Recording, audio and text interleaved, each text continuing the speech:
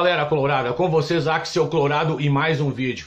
Eu peço para vocês, na largada desse vídeo, já dar o seu like, deixar seu like e se inscrever no canal, aqueles que não são inscritos ainda, por favor.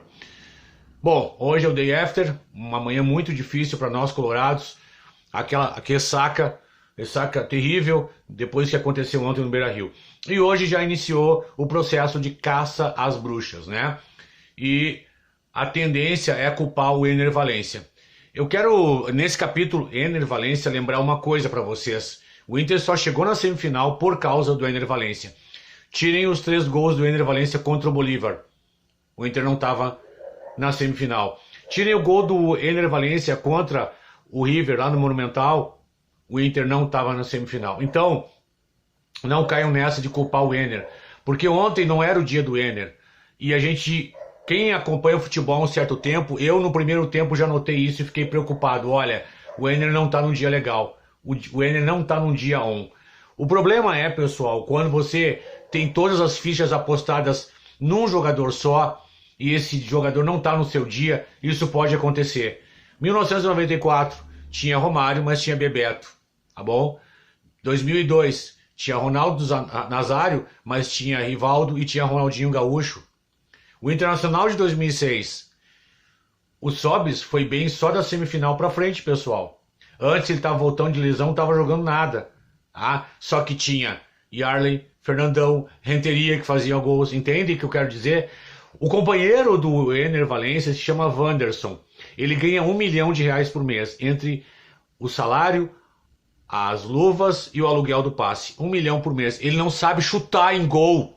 Ele não sabe chutar em gol. Ele não cruza uma bola decente, ele não faz uma assistência, é um inútil que o Kudê também apaixonadamente colocou, né, para ser, como o Guerrinha falou, auxiliar de lateral. Então, tirem a culpa do Enner Valencia. O Inter só teve na semifinal, só chegou à semifinal por causa do Enner Valencia. E ontem não foi um dia Enner Valencia, ele não estava no dia dele, ele não estava. Só que é só ele, não tem mais ninguém. O Internacional precisa de um reset, precisa resetar. O Inter precisa, para o ano que vem, manter uma espinha dorsal de time, porque não façam terra arrasada.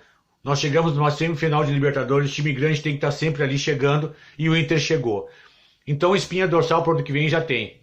Se livra do Wanderson, se livra do Depena, se livra do Pedro Henrique, se livra dessas carcaças aí que não servem para nada. Ah? Tem que se livrar desses caras, senão acabam jogando.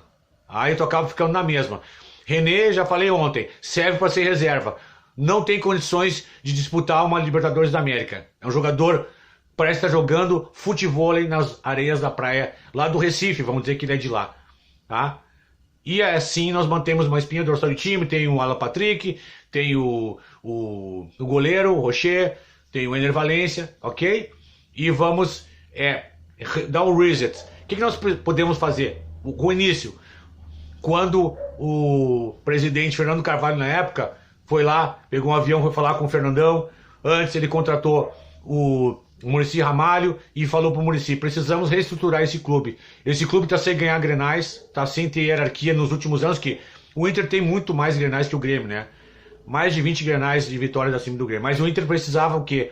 Reequilibrar os grenais, que o Inter estava na média perdendo. É o que acontece atualmente. O Inter precisa ganhar um gauchão. Foi o que aconteceu na época. O Fernando Carvalho começou com o Muricy Ramalho sobre isso.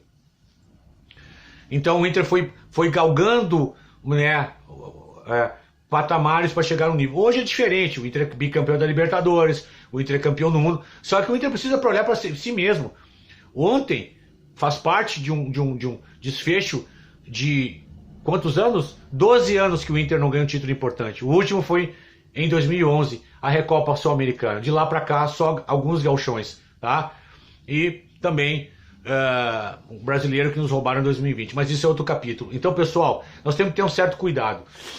O Inter, nesses 2 jogos com o Fluminense, o Inter foi melhor no primeiro tempo lá. O Inter foi melhor no segundo tempo lá. O Inter foi melhor no contexto do primeiro jogo lá, só que não matou o jogo. E aquela sensação do gosto amargo, por isso que eu falei que aquele gol no final ali não foi um bom presságio, aquele gol no final do Fluminense, aquele balde de escanteio. Tá? Então o que acontece?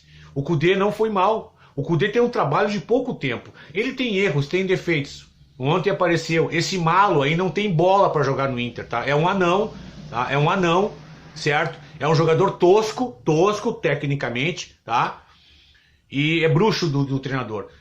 Então, não tem bola. Jogou em clube pequeno, não tem condições de jogar nos maiores clubes do mundo. Tchau, Hugo Malo, tchau. Tchau, aqui nem um musto da vida, né?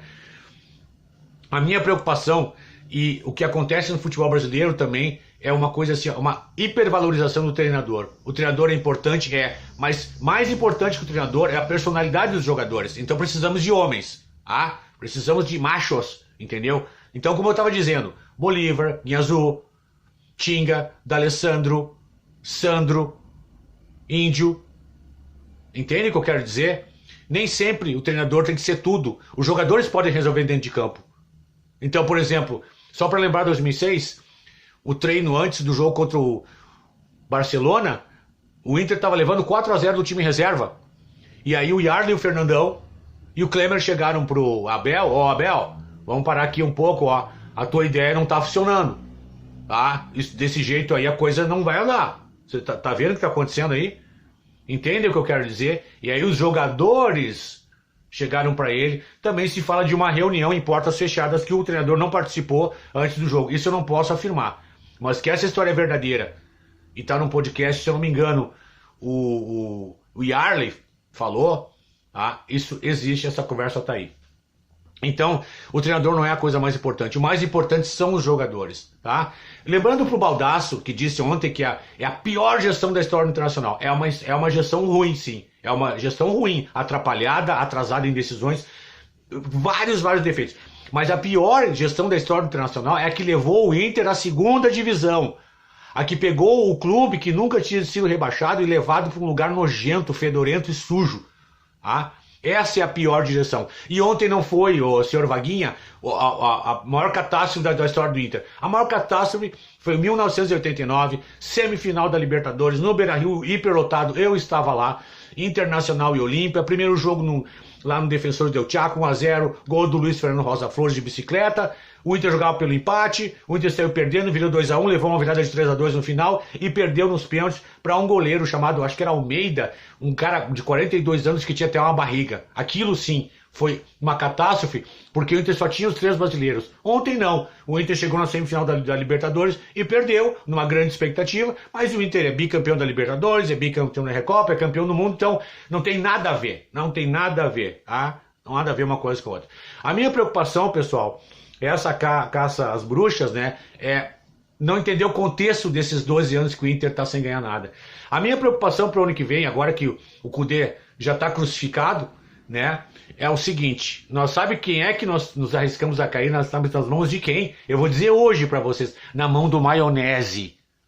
Na mão do Maionese, tá bom? Maionese, que foi o responsável por em 2019 nós termos perdido uma final em casa para um time menor, para um clube menor chamado Atlético Paranaense, ou Sintético Paranaense. Ele foi o responsável, porque se acadelou lá, jogou retrancado e perdeu o jogo, e aqui não conseguiu reverter.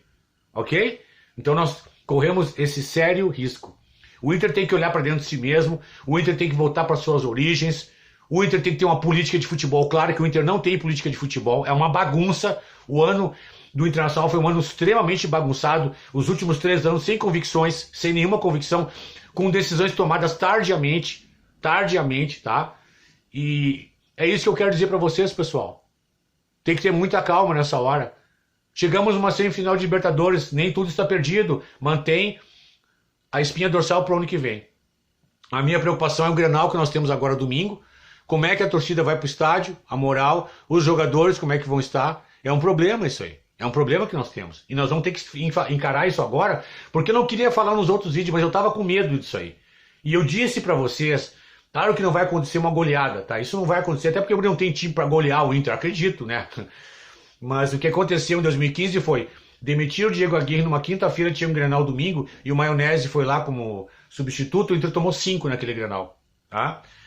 Então, era esse o meu medo, né? Esse era o meu medo. O Inter tem que fazer um diagnóstico correto para o ano que vem. O Inter tem que ter uma política de futebol. Nem tudo está perdido. Mantenham a espinha dorsal. Se livrem das carcaças. Se livrem desses lixos. Faça um diagnóstico correto de jogadores, se prestam ou não. O Malo não presta, é jogador de time de Série B. O Depena é jogador de time de Série B. O Wanderson é jogador de time de Série B. O Pedro Henrique é jogador de nível de Série B. O René é um jogador para reserva e não para ser titular, tá? É isso. Esse é digamos assim, o diagnóstico que o Inter tem que fazer, tá? Então nós vamos ter muitas repercussões, amanhã tem mais vídeo, tá? Vamos ouvir o que os caras estão dizendo por aí também, vamos ver o que a torcida, para que lado a torcida vai, né? Levada pelos ventos dos baldaços da vida, que odeia o Kudê, né? Ele odeia o Kudê, né?